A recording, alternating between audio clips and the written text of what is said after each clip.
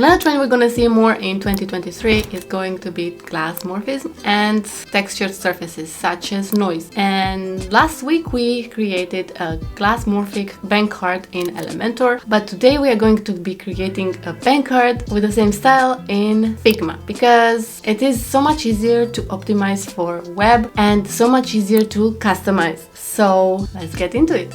Okay, so this is what we are going to be creating today, and look at this high definition assets. Can you imagine how they would look on a website and in different settings, let's say? And look at this. Absolutely gorgeous. So let's get into it. Okay, so the first thing we are going to be doing is drawing in a rectangular shape, and then we are going to be giving this a size of 640 by 400. And we are going to adjust the corners to a radius of 40. And let's bring this in the middle a bit. And let's set the background fill to white. And we are going to change this from solid to linear. And let's drag the points just like this. Of course, you can play around with these values as you see fit, obviously. And let's set the first one to 40% and the second one to 10%. And we can adjust even further. I think this is good.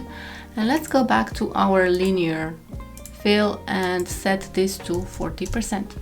And it's starting to look really good. Okay, another thing that we need, because this card is looking a little bit sad right now, we're going to be adding a stroke effect. So let's set this to somewhere around here, white, let's say, and I'm going to give this stroke a size of 3, as well as set it to outside, and we are going to change the stroke from solid to linear again, and let's play around with these points.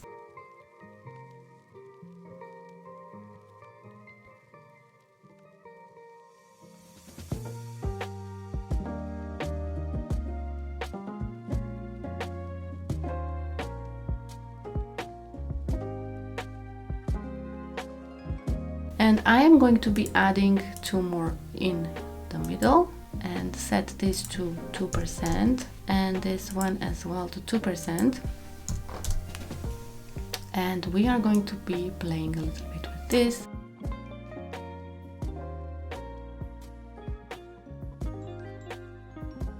Okay, let's see what is going on here. Let's adjust it to 50. I don't know why it switched again, but I think we are getting there. Okay, let's go back a little bit, and I want to change the color on this one to be different. So I'm going to bring one of the elements that we have here. Let's bring this down and adjust the color. Let's adjust the color to this pretty blue. Let's go back and let's bring it down to blue. And somewhere around here, it looks good to me. Obviously, we can adjust this according to our use case.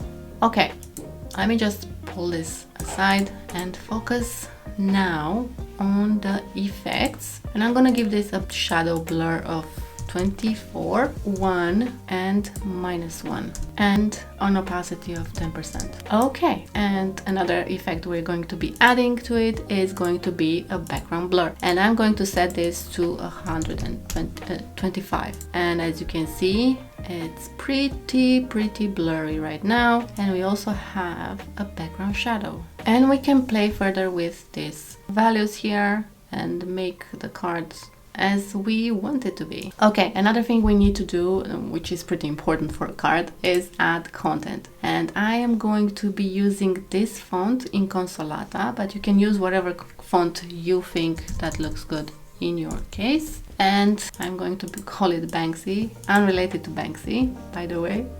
And I'm going to set this layer to 50% to be a little bit more opaque. I will also add an icon from this plugin, and you can add whatever plugin you want. And I think I'm going to go with the alien. And let's set this to 60%. I am also going to change the stroke white, and again I am going to change the layer opacity to 50%, and I am going to drag this right about here, and let's copy and paste this text, and let's add some random numbers and another set and another set, and let's adjust the size to somewhere around here. I'm going to copy and paste this text here and give it the name of the card owner,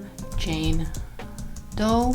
Adjust the font size to about here as well, and there you have it. Our first card is done, and we can set all these elements around as we wish. One more thing I forgot to add is the actual chip, and paste the chip on the card.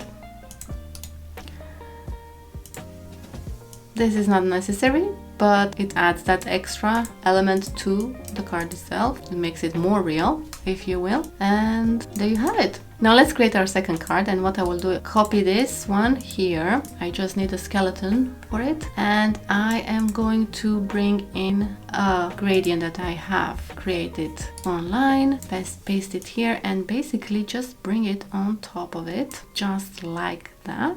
And I am going to copy paste this noise layer that I have also created, but I created it here. And the way you create this in Figma is by looking for this plugin. It's called Noise, and you just run it, create some noise, hit OK, and you can give this fill an opacity of 20%, for example. And as you can see, the noise has decreased, but it's still visible. So that's how you create noise. Let's just copy everything on this card.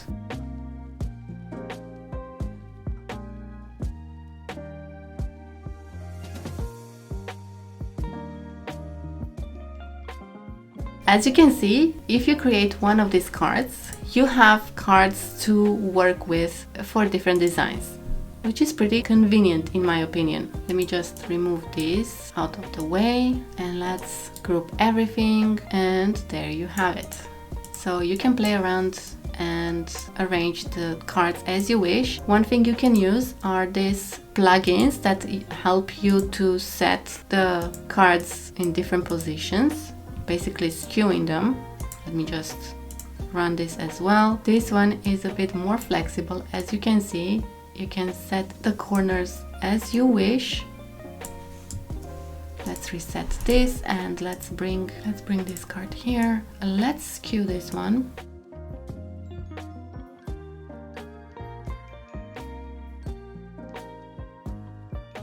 How cool is this? If you would like to see a breakdown of the plugins that I've been using in this tutorial, watch this playlist here. And if you have gotten any value out of this video, please consider subscribing, liking and sharing this video, and I'll see you next time.